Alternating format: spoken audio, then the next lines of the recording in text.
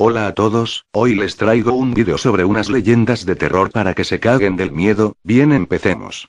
La primera será Amigas para siempre. Bien, empecemos. Año 1982. Alicia y Sara eran dos chicas, ambas de 15 años, e íntimas amigas desde la más tierna infancia. Vivían en el mismo barrio, estudiaban en el mismo instituto, iban a la misma clase, en fin, eran inseparables.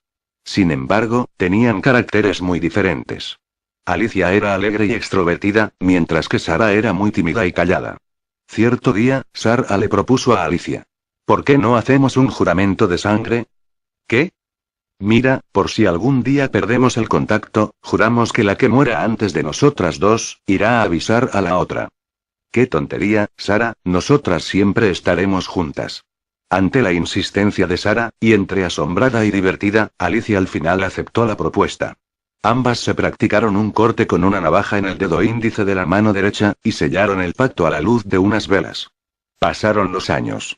Alicia había terminado sus estudios de derecho, tenía un buen trabajo, una casa preciosa y un marido y un hijo maravillosos. Hacía mucho que no veía a Sara, la amiga de su juventud, aunque a veces se acordaba de ella cuando se veía la cicatriz de su dedo índice. Al final, la vida les había llevado por caminos distintos y no habían vuelto a verse desde que acabaron el instituto. Una noche, Alicia tuvo una horrible pesadilla. Iba conduciendo, cuando de repente un camión invadía su carril y chocaba con su coche. Se despertó empapada en sudor, y justo en ese momento, oyó llamar al timbre de la casa. Eran las 3 de la madrugada. Miró a su marido, que dormía profundamente a su lado. En ese momento, el timbre volvió a sonar con insistencia. Maldiciendo por lo bajo y preguntándose quién podría ser a esas horas, Alicia se levantó y fue a abrir la puerta. Cuando abrió la puerta y vio a la mujer que estaba en el porche, abrió la boca, totalmente anonadada. Aunque había cambiado bastante, la reconoció enseguida. Allí, terriblemente pálida, ojerosa y con una enorme herida sangrante en la cabeza, estaba su antigua amiga Sara. Por Dios, Sara. ¿Qué te ha ocurrido? Entra, te curaré esa herida. ¿Cuánto tiempo sin vernos? Sara no se movió de donde estaba. He venido a cumplir mi promesa, Alicia. He muerto y vengo a decírtelo. Alicia se quedó sin habla. Ya que la vida nos ha separado, estaremos juntas en la muerte. Te estaré esperando, dijo Sara levantando el dedo índice. Acto seguido, desapareció. Alicia empezó a notar un dolor persistente en su propio dedo índice. Al mirárselo descubrió que lo tenía empapado en sangre, como si se le hubiera vuelto a abrir el corte que se hiciera años atrás. Lanzó un alarido estremecedor y cayó desvanecida al suelo. Al día siguiente, despertó en su cama y pensó que todo había sido un mal sueño. Encendió el televisor para desayunar, y lo que vio la dejó helada. La noche anterior, a las 3 de la madrugada, había habido un accidente de tráfico. Un camión había chocado con un coche, y la conductora del mismo había fallecido en el acto. A partir de aquel día, su vida se convirtió en un auténtico infierno. No comía, se olvidaba de recoger a su hijo en el colegio, no rendía en el trabajo, y todas las noches tenía el mismo sueño, en el cual oía llamar a la puerta, y al abrir veía a Sara levantando el dedo índice y diciendo te estaré esperando, tras lo cual siempre se despertaba con un dolor insoportable en su dedo lleno de sangre. Su marido no entendía lo que le estaba pasando, los médicos no encontraban ninguna explicación, y finalmente internaron a Alicia en un psiquiátrico. Allí no hizo sino empeorar, ahora en sus pesadillas veía a Sara junto a su cama. Una noche, un celador del psiquiátrico oyó un espantoso ruido de cristales rotos que provenía de la habitación de Alicia. Al entrar en la habitación vio que la ventana estaba rota, se asomó y vio a Alicia tirada sobre la acera en medio de un charco de sangre. Tenía una gran herida en la cabeza y a su lado, en el pavimento, alguien había escrito con su sangre: Amigas para siempre. Bien, sigamos con la segunda leyenda, que se titula Animales resucitados. Una joven ama de casa iba a dar por primera vez una cena a la que estaban invitados varios directivos de la empresa de su marido.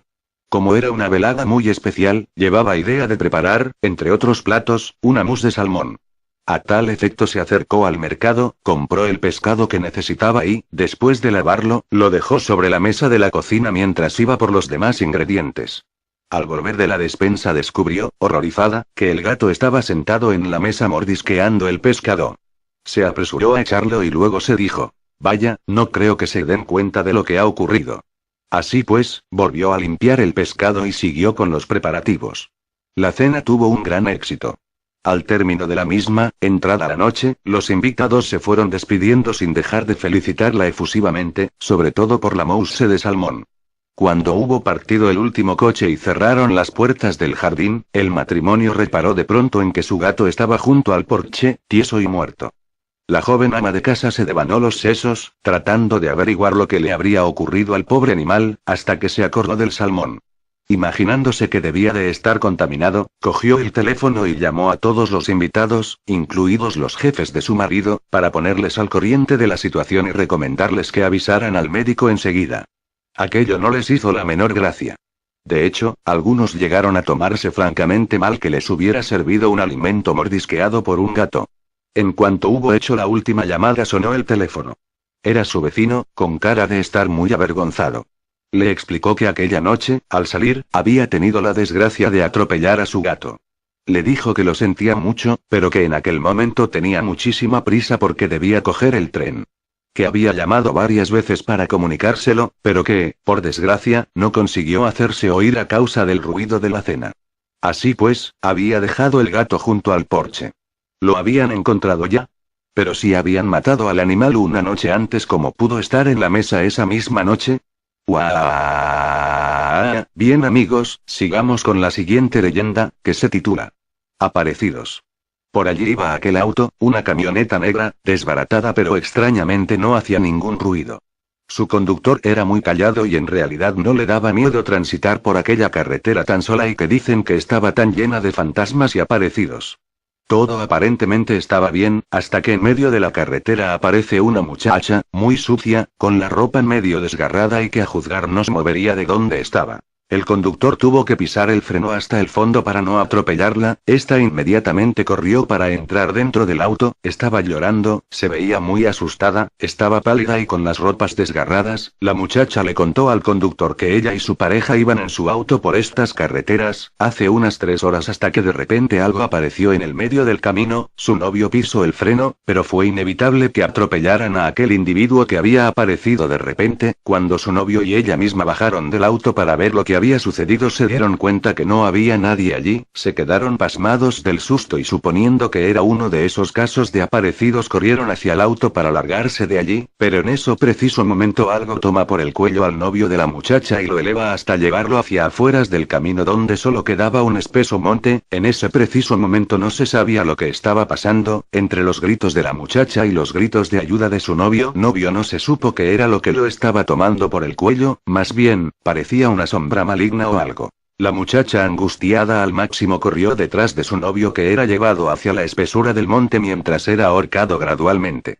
La muchacha estaba llorando, ya el miedo se transformaba en algo desconocido, hasta que de tanto correr se encontraron misteriosamente en un cementerio, allí el novio de la muchacha desapareció en la oscuridad, la muchacha sufría un colapso nervioso y se dejó caer, en ese preciso momento se le apareció enfrente algo parecido a aquel extraño individuo que vieron en el camino y le dijo que la mataría porque así debían sufrir todos, en la cara del aparecido se podía reflejar el dolor y el sufrimiento e incluso unas lágrimas vueltas piedra, entonces en ese preciso momento la aparición fantasmal comenzó a hacer daño a la muchacha, esta desistió